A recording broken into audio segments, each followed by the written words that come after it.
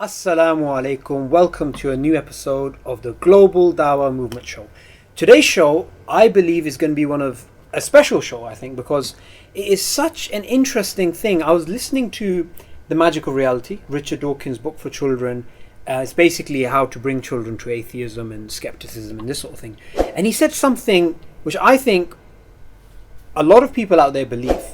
And he's actually probably one of the only few people who actually talks about it so openly, which is, he's trying to tell children how you know something's real is when you can use your senses to find out if it's there, using your hands, your eyes, your ears, or you use some sort of instruments, or you make up some sort of model about the world and a hypothesis, and then you test it against reality, and then you see whether it's true. Now, do you think that's the right sort of thing we should be telling children, that this is how you know what's real and all the rest is basically mythology? I think, and giving him the benefit of the doubt, he is quite sincere in that he wants children to basically have the right tools in order to understand the empirical world. So we need a rational scientific method to use in order to basically understand the world and reality.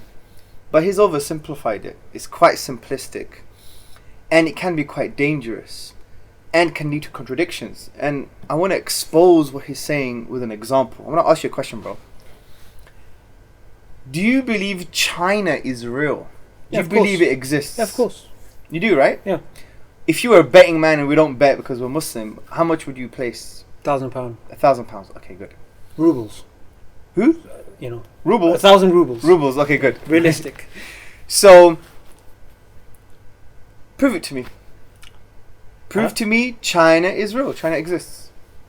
You can see it on the map. Okay, wait. I want to break it down so you can see it on a map. Yeah, it's right. We've got a map in here in the office. Okay, that's fine. So you can see it on a map. But seeing it on a map, bro, is actually not the proof that Richard Dawkins is talking about. Because you can't touch it and feel it, right? You can't do any experiments on a map. The map is literally someone say so. It's a representation of someone saying, here's some lines, and this is China. Yeah, but I can go to a takeaway down, Neasden Market, and there's a Chinese Okay, guy. again, so you could go to a takeaway. So I'm breaking it down. So you go to a takeaway and speak to a Chinese guy.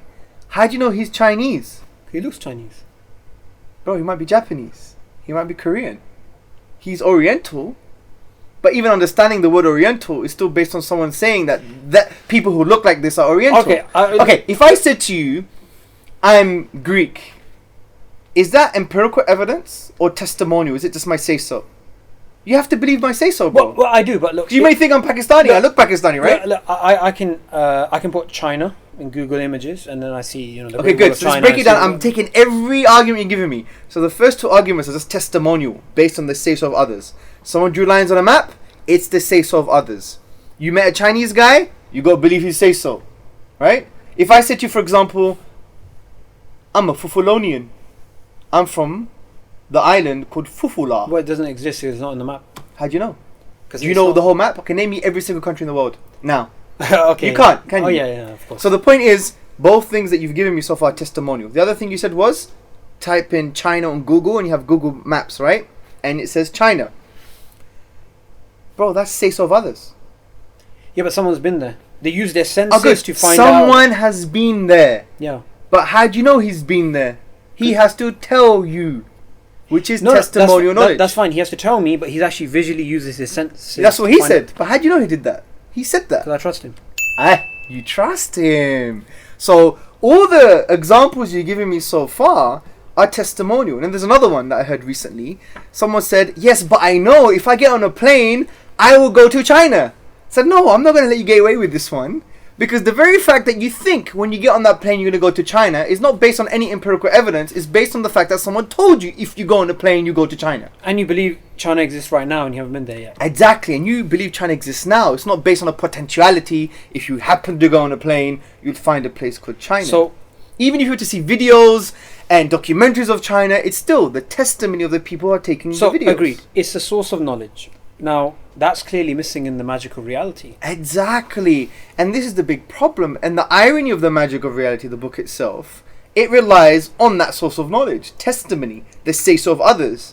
Because Richard Dawkins is making certain points. To understand reality, you have to do X, Y, and Z. He's making points about biology, making points about physics, making points about science. The child or someone who's reading that book, they're not doing the experiments themselves. The irony is they have to believe in what he said because he said it. What's really interesting is even though this seems very obvious, testimony is a fundamental thing, it's a source of knowledge and it's all the rest. Why do you think, and people are so apprehensive, especially atheist scientists and these lot, to actually accept it as a source of knowledge? And if you remember in Islam or atheism, the debate in London with Professor Krauss, you said to him, do you believe in evolution? And he said, yes. And then he said, well, basically, what's your evidence? Or I said, have you done all the experiments yourself? Have you done all the studies yourself?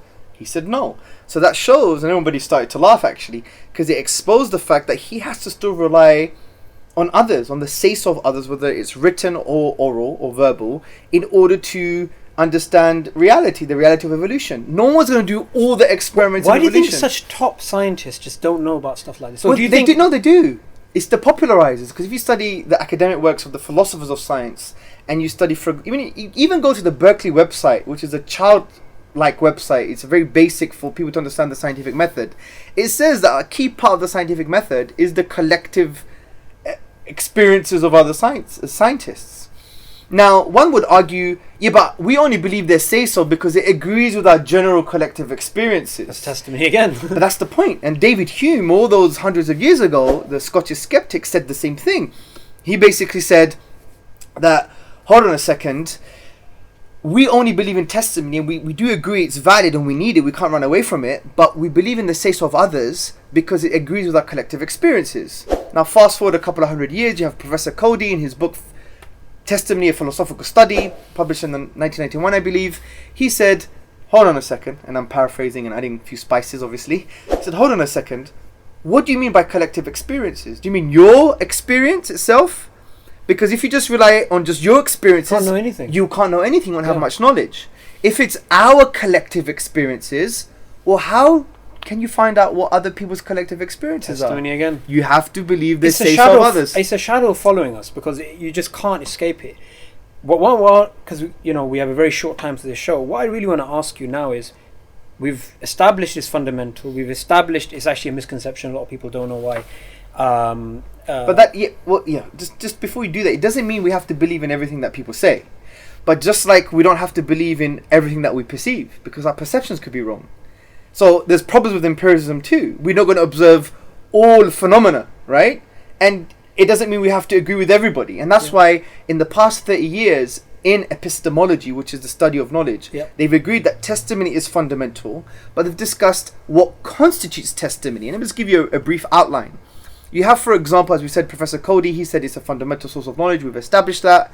You have Dr. Elizabeth Fricker. She makes a beautiful point. She says, given my limitations as parametric, meaning I have limitations, I'm not going to know everything. Therefore, for something, I have to rely on other people's say-so, their expertise, which is a fantastic point. You also have the emeritus Professor Keith Lehrer. He makes a really good point, and he says, well, we have to trust ourselves. We have to trust ourselves in the assessment on the trustworthiness of others. So when we're listening to the testimonial knowledge or we're reading it, then we have to somehow be trustworthy in our assessment of the trustworthiness of that person. So if you don't trust them, it won't constitute testimonial knowledge. That's profound. I mean, that is profound. Also, you have Assistant Professor Benjamin McMillan. He makes a really good point. He says to solve the whole testimony issue, there needs to be a right of referral or deferral, a kind of responsibility. Yeah. So say you're giving testimonial knowledge via oral speech or via written works, and I'm the one who's accepting the testimony. I have to have the responsibility, right, to defer or refer back to you to challenge you. And you, as the person who's giving the testimonial knowledge, has to have the responsibility and accept the responsibility that you have to respond to my challenges. And that's going to constitute knowledge. So if I go to a lecture hall and the lecturer is basically giving me some knowledge of science or biology or physics or philosophy, and I'm just sitting there, I'm never going to challenge him. I don't even accept the responsibility of challenging him or referring back to him or deferring, certain challenges to him, and he doesn't accept that responsibility either. He says, I'm not going to respond to you, and he's just merely just talking.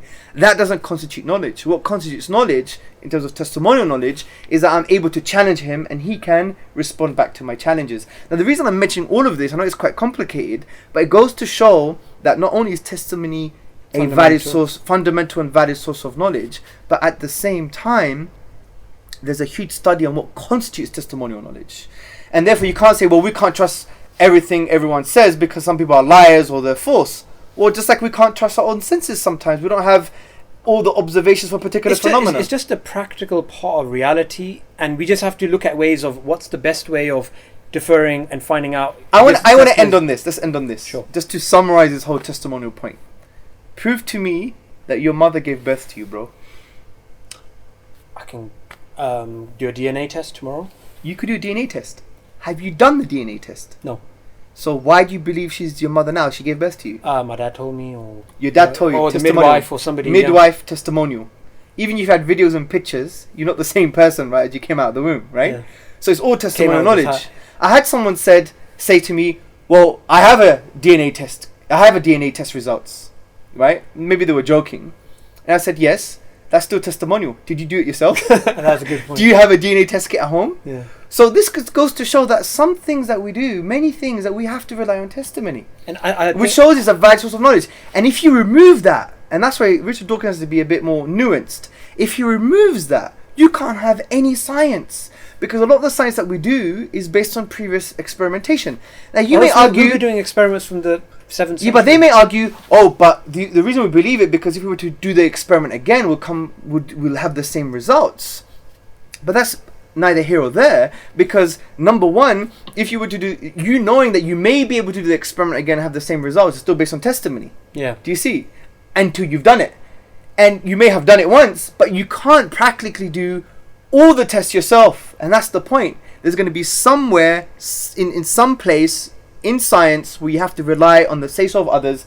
If I pick a science textbook, say this was a science textbook, and I were to read it, I may be able to test in my lifetime 1/3 of the book, but the rest of it, which constitutes knowledge, I just have to believe in what they say. Well, what about the rest of the library? You have to accept everything pretty much on testimony, and you can only test very few things. As Dr. Elizabeth Fricker said, given my limitations, practical and non-practical, my intellectual capacities, my social capacities, that they're limited, I can't know everything myself. I have to rely on other people's knowledge, the testimony of other people. And that's why, even when we look from an Islamic perspective, just to end on this, we believe in the words of the Prophet sallallahu alaihi wasallam. We believe in the Quran because we believe these are ultimate testimonies.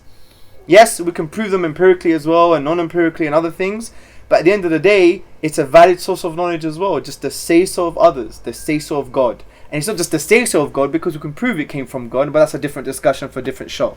But to summarize this point, we have to rely on the say-so of others. We do have to rely on the say-so of others, and Jazakallah khair for this. It's still an introduction. Of course, to testimony, because this is a deep. It goes much deeper. We'll discuss it much further. But it's as an introduction to show that testimony is part of epistemology and it's a valid source of knowledge. Definitely. And if you'd like more information on this, then make sure you read an essay. I believe it's called God's Testimony. It's on our iERA website, iERA.org. Go to the education section, go to the essays, and you'll find it there. And I'd like to end on a beautiful verse of the Quran. Allah says, and the meaning of the verse is, whose testimony is greater than Allah's. Jazakallah khair for listening to the show. Jazakallah khair for coming, bro. Assalamu alaikum. See you next time.